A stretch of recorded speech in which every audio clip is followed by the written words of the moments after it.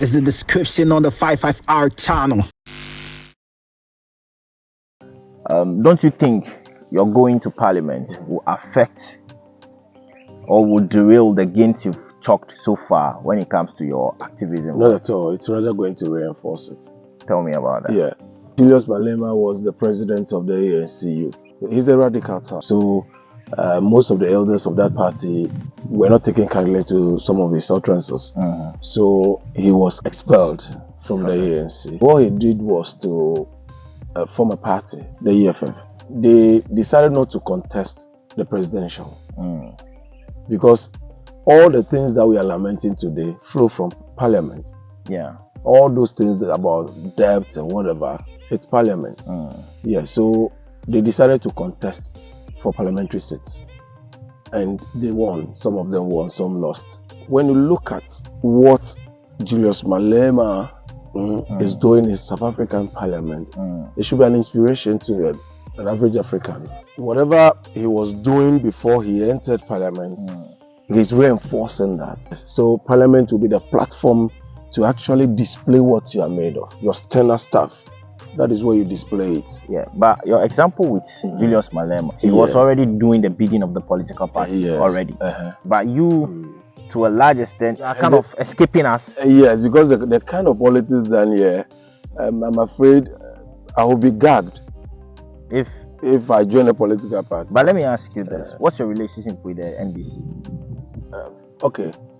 NDC, I have an enormous sympathy for the cause of the NDC because of Chairman Rawlings. When Chairman Rawlings was alive, when he started having problems with the NDC, that was when my love for the NDC started to wane.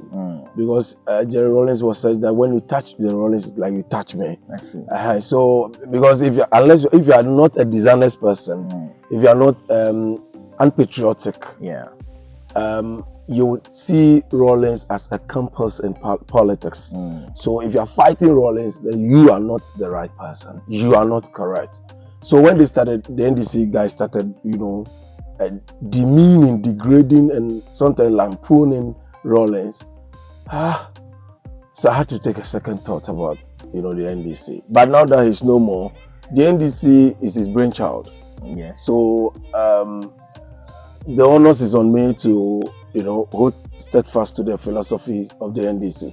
So if ever I will join a political party, then that should be the NDC. So you are still a sympathizer of the NDC? Yes, a sympathizer of the. That is why I'm fighting gallantly for the NDC to come back to power, especially John Dramani. I fear that when I enter the party as a card carry member, I can no longer express. So you are not a card carry member? I'm not a card carry member of the NDC. Yes. Okay. So talking about Chairman Rawlings,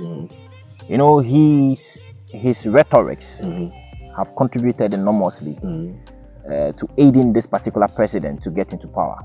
Most swing voters listen to Rawlings, and I, for one, listen to him. I just want to know from you, somebody who love him to that extent, what do you think will be his posture right now, looking at the turn of events for Ghana as it stands right now under Akufo-Addo? I believe if he were alive today, he would definitely be speaking against the level of corruption and the level of thievery, corruption, greed, selfishness we're witnessing today wasn't as grave as it is today when Rawlings was around. You understand? But I'm sure if he were alive today, he would definitely be speaking against me. Would he be eating his humble pie? Because he was so confident in this particular man. No. He was confident. That's an exaggeration. Really? That puts you in the category of some of those NDC like his own. No. Rawlings.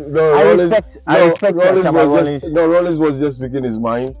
Rawlings said that Akufo-Addo was not corrupt. Was Akufo-Addo corrupt? Was there any issue of Akufo-Addo involving in any corrupt act before he became president of this republic? None. So when Rawlings at the time said that Akufo-Addo was not corrupt, he was right.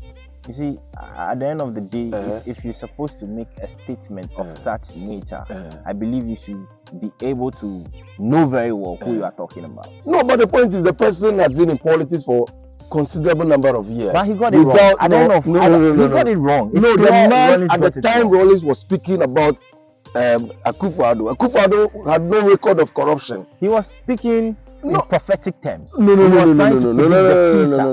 Rollins never said that Akufo-Addo would not be corrupt. He never said so. He never said that should Akufo-Addo become the president of this country, he would never engage in acts of corruption. So you're telling me that Rollins never got it wrong? No, he never got it wrong. And you also don't believe that some of the good things he said about Akufo-Addo led to some people who actually listens to Rollins, like your very good self, to vote Nana-Addo into power? Nana-Addo between 2008, 2012, 2016. Nana-Addo was selling message, like I'll be doing in Central Tongu constituency. I am just bound to sell my message. I am not bound to sell any achievement because I've never been there before. So mine is to sell my message to the good people of Central Tongu constituency.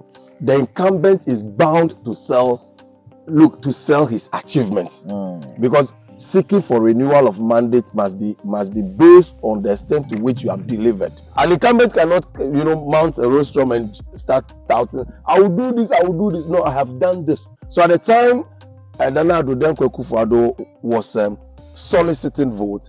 He was selling his message. I see. Yes, he wasn't telling us what he had done. No. So today he's in power today. We have seen what he has done. I mean that we're still struggling to exactly pinpoint the things he has done, because that is why even in broad daylight, sometimes you see me holding lantern looking for Akufo-Addo's achievements. Let's talk about Central Tongu. Thank you. But you're still contesting. Yes. You won't budge out. No. We've gone past that stage. Because I made a declaration captured by the BBC, captured by CNN, captured by all those influential news portals. So there's no going back. I am not that type of person who will do something out of conviction and will later, go back. No, I'm not going to do this thing again. No, I will do it. Because I believe that I have what it takes to make a difference. I see. Yes. Central Tongu has not produced a person of my caliber to represent them in parliament before. It has never happened before. I want to know, from your own point of view, what are some of the peculiar needs of Central Tongu that you have identified that you think you stands a better chance of actually mitigating? There is something I've been holding or keeping close to my chest because I have not formally launched my campaign. So what I will do is this: we'll shelve this question. You don't want to? I don't want to answer that because it's something in my arsenal. Lot of things happening here that must be addressed. Okay, so I am going to contest with some people. Yes. And they will also come up with their programs. Yes. So when they come up with their programs, we are going to be doing comparison, like which one is superior. So if it's about enumerating the kinds of problems I have identified here and how to address them, because when I give you the problems, you will ask me, how do you intend to solve those problems? Because are you just a whiner? Are you just somebody grumbling? Are you just a complainer? Or you are a problem solver? Because when I did my declaration, captured in that declaration statement, I said that my leadership will be based on the foundational principles of servant leadership. I saw that. So if you are going to be a servant, then everything you do should be constructive. So my language will be constructive. That is why I have even reduced that thing to the 6 C's. So that you will see a display of capacity, display of compassion. You see a display of competence. You see display of character and courage, which will be different from any other leadership you have experienced or witnessed in this constituency before. This one, I intend to be so dynamic. I intend to display the leadership element of the 21st century, which is what is lacking, in Ghana itself. Because What is the demand of the 21st century leadership? It is just emotional intelligence, all right? Yeah. Compassion, self-awareness, and empathy.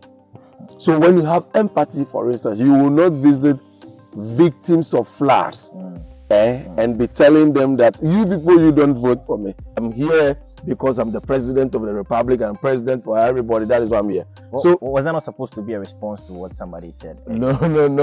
Moments like that, you don't reduce yourself. You're stooping low because of where you are. Responding to who? A member of parliament? Yes. President responding to a member of parliament? Member of parliament, they come together. No, the point is this. The point, no. President's policy. Look at the weight. This is a tragedy of biblical proportion. That is why when we issued a statement on the 12th of October, we said in that statement that the government should even declare state of emergency. And you realize people are now suggesting that to the government. So that's for the Central Tongu one. We will have opportunity again to talk about this. Okay. And that will be comprehensive. Okay.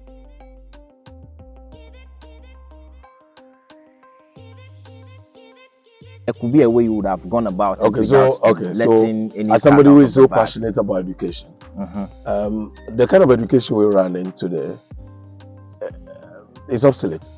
Okay, I agree with you. It's obsolete. Yeah. The kind of education we run in here is obsolete. We are lagging behind. There should be a massive investment into vocational technical education. So that is what is needed now. Look, policymakers are there to actually put in that we want to really make vocational and technical education much more appealing than the normal senior high and all of that.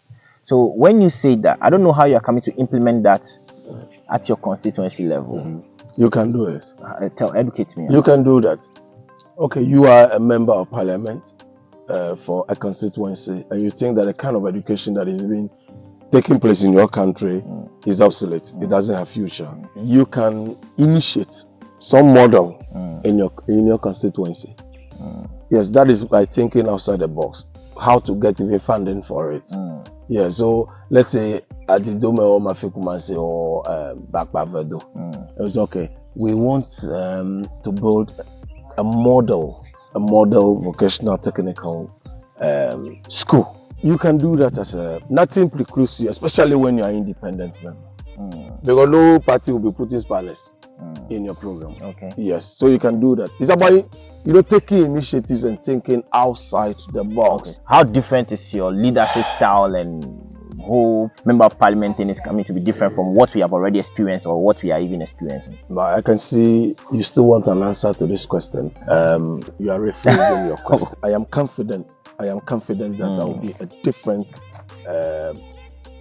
member of parliament for Central Tongu constituency. Look, it will be observable. Demonstrable. You can demonstrate it that this person is different. Even today, you can tell with hand on heart that when politicians line up now today in Central Tongu, I am different. I am not like them. Yeah, because you're an activist. I have always been an activist, and I want to be an activist politician, an activist MP. You know, there is no member of parliament today, as you speak, who has been through what I have been before getting into parliament. Yeah, there is no record of anybody. The activism that I have been doing, no member of parliament has ever. Honorable Jogi Jisu was an educationist, something of that sort. Are we talking about Central Tongu? I'm talking about Ghana. For me, I'm limiting it to I'm talking. As for Central Tongu, but that is chalk and cheese. Let's talk that about that is chalk and cheese. And our current member of parliament, Honorable Alexander Roosevelt, who is popular. He was working on at the health sector. They were all contributing their whole quotas to the development of Ghana as at then. And just like you are also doing. No, I'm saying activism. Oh, yes, that's your own choice. So you want to tell me at the time they were doing that thing, they were getting that kind of accolades and encouragement from Ghanaians that they were holding government accountable? Because if you are a member of parliament, you are there to hold government accountable because you are going to protect the purse. You are going to, give the executive the latitude to spend. So if you are not that type and you get to parliament, you will fail. So when it comes to that, it's not about somebody being an educationist and somebody doing this and contribute. You are contributing your quota to the development of this country, I believe. That is what we're doing here. What we're doing here, you are contributing. And you also agree with me that not all of us can be at the same place at the same time. But the point is that parliament is for a certain group of people. The incumbent here has been telling people that parliament is not a talk shop. That's what he says. That parliament is not a talk shop. Once this person says this, that person should be voted out because he doesn't even know. What parliament does. Because even the word parliament originated from the French word parler, which means speak. So when you're in parliament, you must speak. You must rise on your feet and speak because you are an advocate.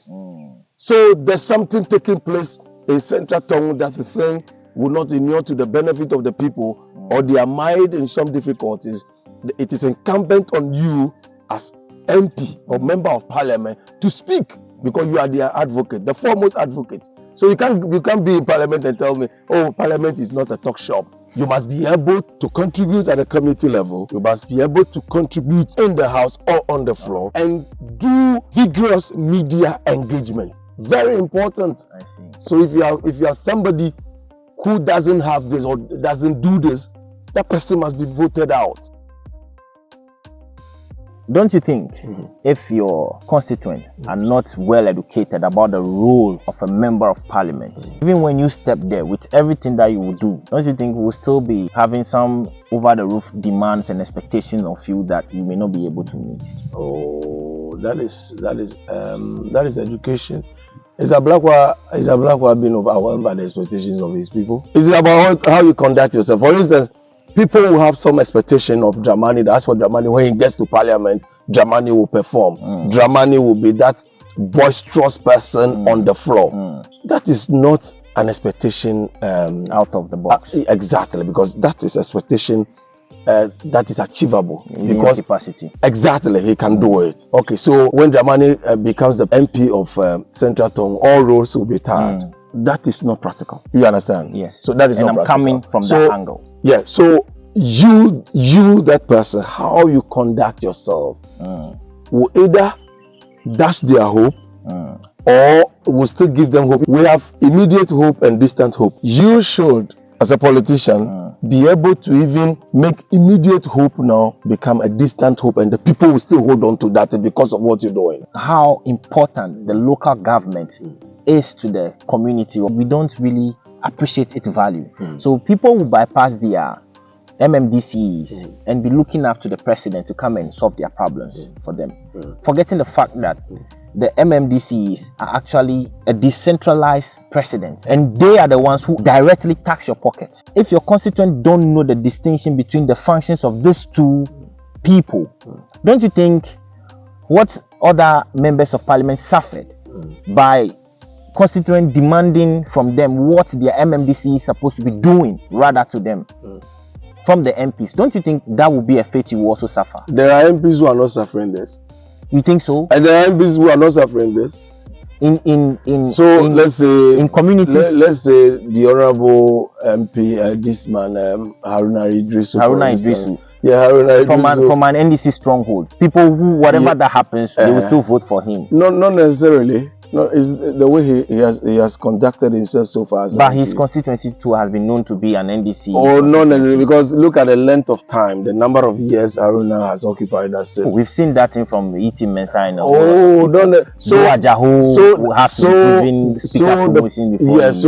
correct. So that brings us to this. If people have higher expectation or they are expecting something that is not in the domain or in the purview of an MP, don't you think the MP owes the people duty to actually tell them what his duties are?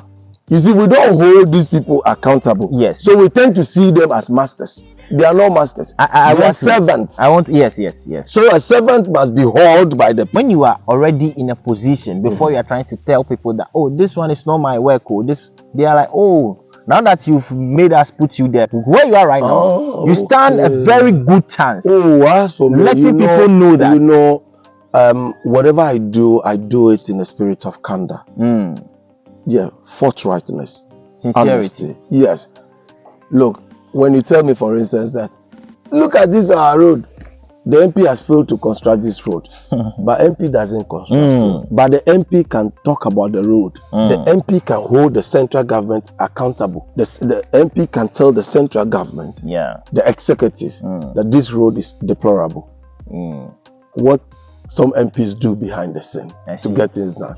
We are not experiencing that thing because of the caliber of people, the caliber of person we have elected now.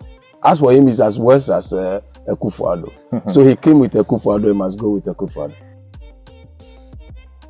When you see the system of governance we run in this country, do you think that we need a massive reform?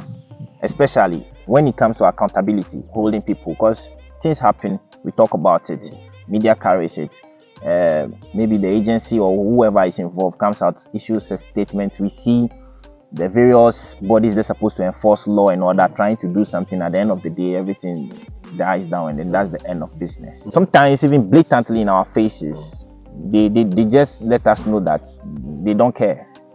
Do you think our system needs a serious re-engineering for us to be able to take on some of these things and then wipe away corruption? Maybe not totally, but to a very great extent out of our country. Oh, this system, yesterday I told you that this system needs an overhaul. Yeah, this system needs an overhaul because if we don't fix the system, we'll always be lamenting and whining. Yes, we need to fix the system. So by fixing the system, you need to get the right persons to be in position. Yes, the right people. For instance, when you elect somebody who is selfless to go to parliament, when that person gets there, that person would carry that agenda. Look, the time has come for you people to elect an MP to reflect your aspirations and interests. Very important. So whoever you replace there, reflect whatever people are yearning for, desirous of. When you see an MP, you know this MP. Okay, this is what the people, Central Tongu people. This is what the Central Tongu people want.